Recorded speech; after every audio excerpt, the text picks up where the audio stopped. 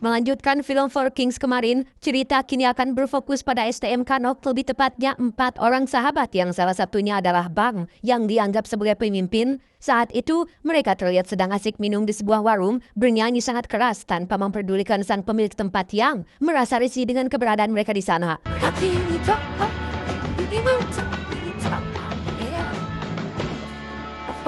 Bo, vet du vad jag babblar? Hah? Ge mig pak diken pai. Salah satu murid bernama Meng pun izin pulang duluan dengan alasan sudah larut malam, sedangkan Bang dan 2 orang lainnya masih ingin senang-senang. Terlebih lagi, akhir-akhir ini mereka kekurangan asupan adrenalin karena tidak terlibat tawuran. Sehingga untuk memenuhi hawa nafsu tersebut, Bang dan kawan-kawan pun bermaksud untuk berkeliling, mencari lawan dengan Meng yang dipaksa untuk ikut.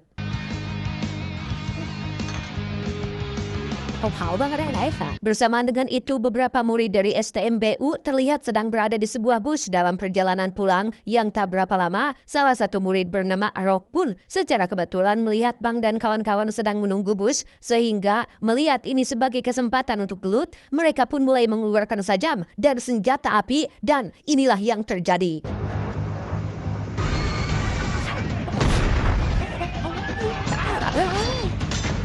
Akibat dari keributan itu, Meng mengalami luka pada bagian kepalanya hingga ia memutuskan untuk kabur memisahkan diri dari yang lain. Alih-alih meminta pertolongan kepada warga setempat, Meng justru malah bertemu dengan seorang preman lokal, siapa lagi jika bukan si Adi. Ini bebenguknya yang dengan baik hati menawarkan sebuah bantuan.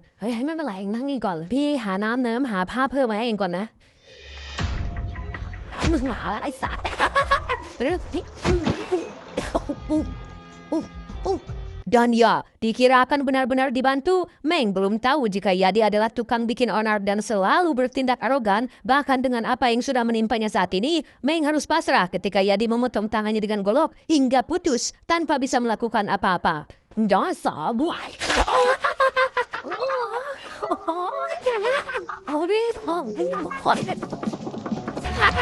Meng yang kritis pun langsung dilarikan ke rumah sakit dengan Bang yang mengira jika ini adalah ulah dari anak-anak STMBU. Secara kebetulan di situ ada seorang bibi yang merupakan salah satu petugas sekolah mengingatkan tentang masa depan bahwa setelah lulus nanti mereka akan tahu seperti apa kerasnya hidup, seperti bagaimana kehidupan yang sesungguhnya. Hal-hal yang mereka anggap keren saat ini akan menjadi suatu kebodohan, tapi masih ada waktu untuk ditobatan.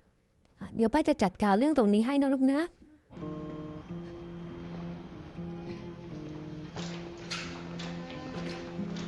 Keesokannya di STMBU, Bapak Kepala Sekolah memanggil 3 murid yang ikut terlibat dalam kejadian semalam. Berdasarkan laporan dari pihak sekolah Kanok terkait salah satu muridnya yang kritis dan tangannya putus, membuat Bapak Kepala Sekolah menjadi sangat marah. Sama seperti Bang dan kawan-kawan, Kepala Sekolah menganggap jika apa yang menimpa Meng adalah perbuatan mereka bertiga.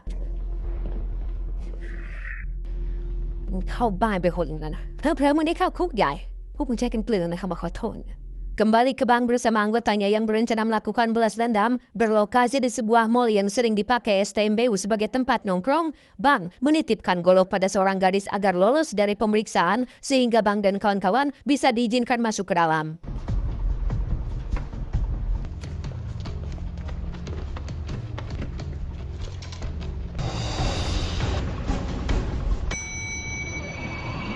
Alih-alih menemukan geng dari STMBU, Bang dan kawan-kawan justru malah bertemu dengan murid dari sekolah lain yaitu STM Chol. Awalnya Bang tidak ingin cari ribut dengan yang bukan targetnya, namun karena salah satu murid baru angkatan STM Chol melakukan provokasi, membuat Bang akhirnya terpancing dan keributan pun tak terelakkan lagi.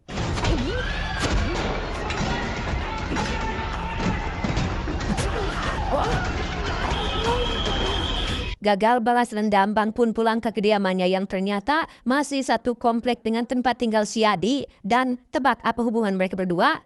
Ya, Yadi dan Bang adalah teman semasa kecil yang sangat dekat, namun hubungan mereka menjadi renggang setelah Bang memutuskan sekolah di STM dengan Yadi yang hanya berakhir sebagai preman kampung yang sering dianggap sebagai siapa sampah masyarakat.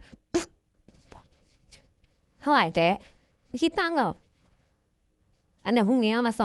Yadi sendiri diketahui adalah seorang pengedar narkoba. Tak jarang ia menawarkan barangnya kepada anak-anak sekolah. Bahkan di depan mata kepala Bang sendiri, Yadi menawarkan barang itu ke salah satu sahabatnya dengan harga diskon yang sontak memancing emosi Bang yang tidak pernah setuju untuk teman-temannya mengkonsumsi barang haram tersebut. Goodbye. Goodlah. Berbeda dengan tingkahnya di luar, Yadi ternyata adalah sosok cucu berbakti yang merawat sang kakek seorang diri. Ternyata motif utama Yadi membenci anak STM adalah dilatar belakangi kejadian di masa lalu ketika sang kakek yang merupakan supir bus mengalami luka parah akibat dari tawuran anak-anak sekolah yang pada akhirnya membuat sang kakek lumpuh seumur hidup dan dirawat oleh Yadi yang sudah tidak punya siapa-siapa lagi. Sehingga jelas bisa dibayangkan betapa marah dan bencinya Yadi kepada anak-anak STM yang sudah mengakibatkan kakeknya seperti ini.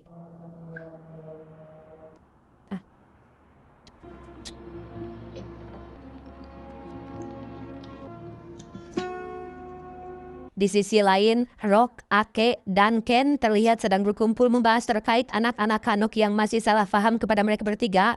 Diketahui jika beberapa hari lagi akan ada acara konser musik, Bang dan anak-anak Kanok pastinya akan datang dan membuat keributan besar-besaran, sehingga Ake yang tidak ingin terlibat masalah pun memilih untuk tidak ikut dengan alasan tak ingin terus-terusan mengecewakan ibu kesayangannya.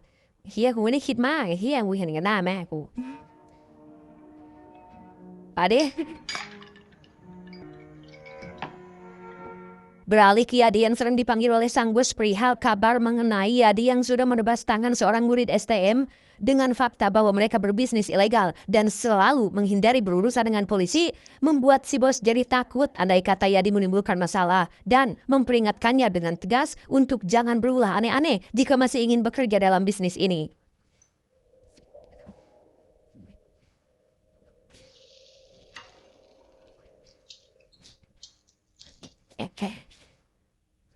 Sepulangnya dari si bos, Yadi tak sengaja berpapasan dengan Ake yang sedang berjalan dengan pacarnya. Yadi yang dikenal Polontom alias sosokan pun terus memancing emosi Ake tanpa memperdulikan apapun situasi dan kondisinya. Awalnya Ake sabar, tapi karena Yadi terus-terusan ngadoja, ia pun langsung mengeluarkan goloknya tetapi... lalu lah, Pian, pilih isinya. Gu, sama lain. Bukan kuat, bahagau, esat. Ya, muncul Rock dan Ken yang datang tepat waktu dengan sepucuk pistol di tangan sehingga Yadi memilih mundur. Tapi ia berjanji akan membalaskan Rock yang dianggap sudah berani menodongkan pistol ke wajahnya. Taispo, dance door. Singkat cerita, malam konser pun tiba. Rock dan anak-anak BU terlihat sudah berada di sana untuk melakukan tawuran dengan STM Kanok. Namun di luar prediksi, Bang dan anak-anak Kanok ternyata tidak hadir. Sehingga dengan alasan sudah terlanjur niat, Rock dan kawan-kawan pun memilih untuk ribut dengan anak-anak dari sekolah lain.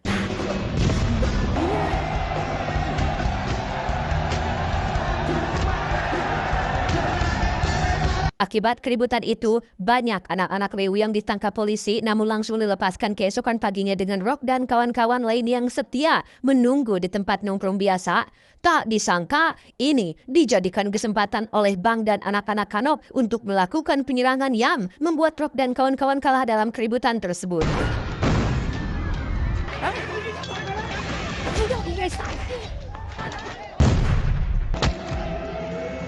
Merasa tak berdaya, Ake pun pasrah ketika Bang memintanya untuk menyerahkan seragam sekolahnya, di mana seragam itu langsung Bang berikan kepada Meng yang masih dirawat di rumah sakit dengan tujuan untuk membuatnya sedikit terhibur dan semangat hidup lagi. Namun seperti kita tahu, Ake dan anak-anak Bayu bukanlah pelakunya, melainkan si Kehed Yadi. Karena Meng tahu jika Bang dan Yadi saling kenal membuat Meng akhirnya serba salah, bro. Mau jujur nggak enak, dipendam sakit hati, yang pada akhirnya Meng pun memilih untuk menjawab jika yang ia inginkan adalah tangannya dikembalikan.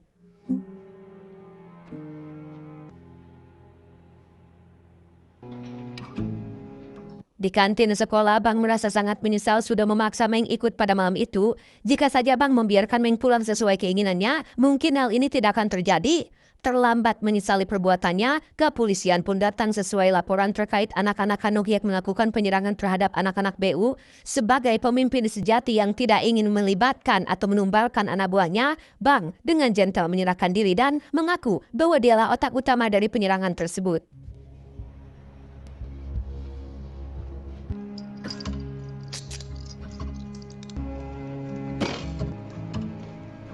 Mendengar Bang di penjara, sang kakak perempuan yang merupakan satu-satunya anggota keluarga yang Bang miliki pun langsung panik dan mencari cara untuk menjamin kebebasan adiknya. Teringat dengan pistol peninggalan mendiang sang ayah, si kakak pun menemui Yadi untuk meminta bantuan agar bisa menjual pistol tersebut.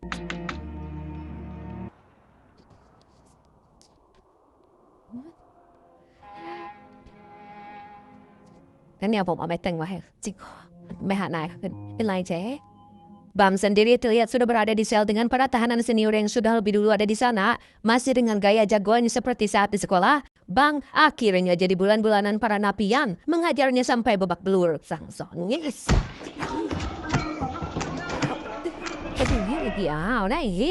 Sejenak kita tinggalkan dulu urusan si Bang dan beralih ke si Rock dan anak BU yang ternyata di luar dari sekolah dan kehidupan tawurannya. Rock sebenarnya adalah anak broken home yang menjadi korban dari kedua orang tuanya yang selalu bertengkar hampir setiap hari. Beda lagi dengan si Ake yang hidup bersama ibunya. Ake diberikan kasih sayang penuh dan perhatian penuh yang justru malah membuat Ake malu sendiri karena belum bisa membanggakan orang tuanya.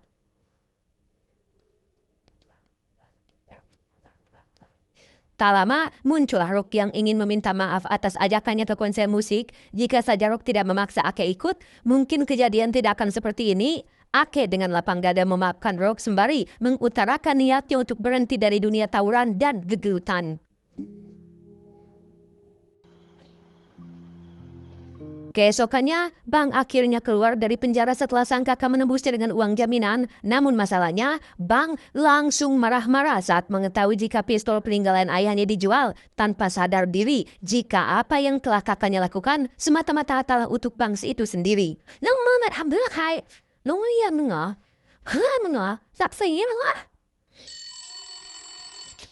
Halo, tak lama, Bang mendapat kabar terkait Meng yang sudah keluar rumah sakit. Namun yang mengejutkan adalah Meng memutuskan keluar dari sekolah dengan alasan ingin berubah dan menjalani kehidupan baru. Ia mengaku sudah capek dan sudah kena batunya, sehingga Meng menyarankan Bang untuk berhenti juga sebelum semuanya terlambat. Sudahlah, hentikan kegilaan ini, hentikan caper ini, hentikan sok-sokan ini, hentikan jadi jagoan ini. Kalau sekolah bukan tangan lagi yang jadi kekuatan, tapi uang, fulus, cuan, acis artos. Mending fokus cari duit daripada mencari pengakuan orang lain.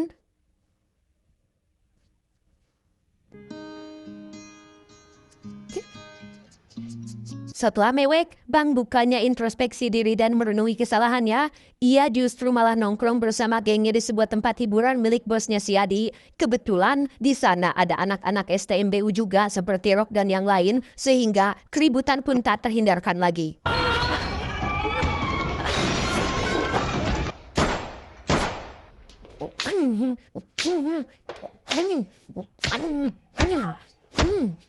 Melihat fasilitas miliknya hancur, si bos menyuruh mereka semua untuk berhenti. Si bos memberikan pistol kepada Yadi agar mengawasi mereka semua dan tembak saja apabila masih terjadi ribut-ribut. Aku gak hai puak Neng. Tak lama setelah bos pergi, Bang perlahan mulai menyadari jika pistol yang ia dipakai adalah pistol peninggalan ayahnya. Di mana Bang yang tak terima dengan itu pun langsung bereaksi yang justru malah melanjutkan baku hantamnya dengan anak-anak dari STMBU.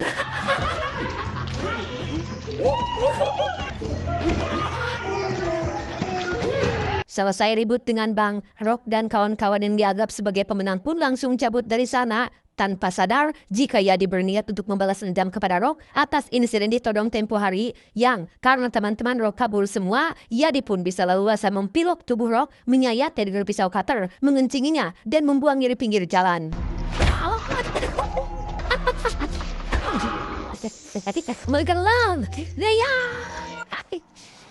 Dengan kondisi masih bau pesing, Rock pun pulang ke rumah tepat saat ibunya sedang melakukan pertemuan bisnis dengan koleganya. Gara-gara kelakuan Rock yang pulang dalam kondisi seperti ini, membuat sang ibu menjadi marah besar dan menganggap Rock hanyalah beban yang tidak pantas dilahirkan.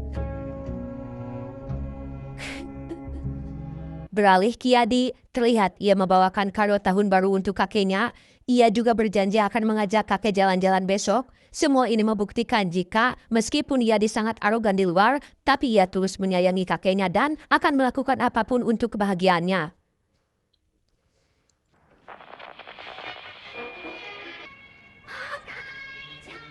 Tak lama, muncullah Bang yang sekonyong-konyong menghajarnya setelah mendapat informasi jika apa yang sudah menimpa Meng adalah perbuatan si Yadi. Di sinilah mereka bertengkar hebat, termasuk membuka tabir keretakan persahabatan mereka yang terjalin dari kecil bahwa semenjak Bang masuk STM dan punya peran penting di pergaulan, Yadi yang harus mengurus sang kakek pun tidak punya pilihan lain selain mencari pekerjaan dan harus mengorbankan masa bundanya, sehingga untuk melampiaskan kemarahan atas kenyataan hidup, Yadi mulai memiliki sifat arogan dan nekat berbuat hal-hal brutal demi untuk dianggap penting oleh para pemuda sebayanya. Doh!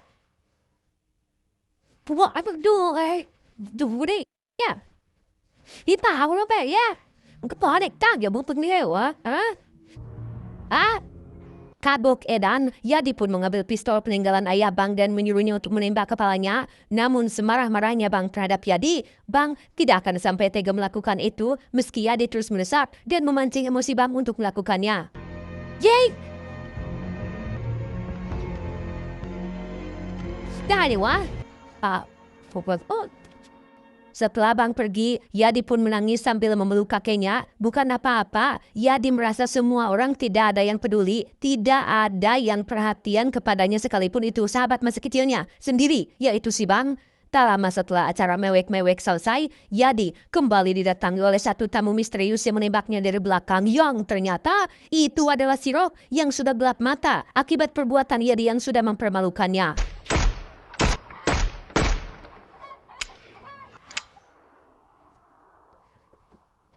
Mendengar suara tembakan, Bang pun kembali ke lokasi, namun nyawa Yadi sudah tidak tertolong dengan si kakek yang harus menerima fakta jika mulai sekarang tidak akan ada lagi orang yang akan merawatnya.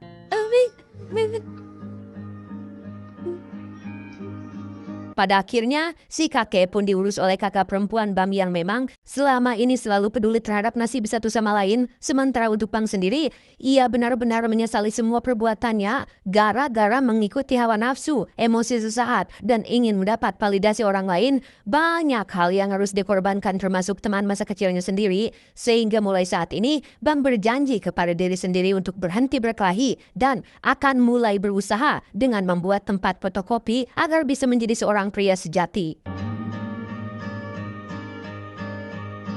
Tamat, ending yang cukup mengsawadikapkan. Pesan yang bisa kita ambil dari film ini adalah persahabatan adalah hal tersulit di dunia untuk dijelaskan. Itu bukan sesuatu yang Anda pelajari di sekolah, tetapi jika Anda belum mempelajari arti persahabatan, Anda benar-benar belum belajar apa-apa. Tapi ingat, jangan berharap kepada manusia karena Anda pasti akan kecewa. Berharaplah kepada Allah Subhanahu wa Ta'ala, niscaya Anda tidak akan pernah kecewa. Saya John mewakili jajaran direksi yang bertugas mengucapkan terima kasih dan sampai jumpa di video selanjutnya. Adios, sendal jepit Erling Haaland.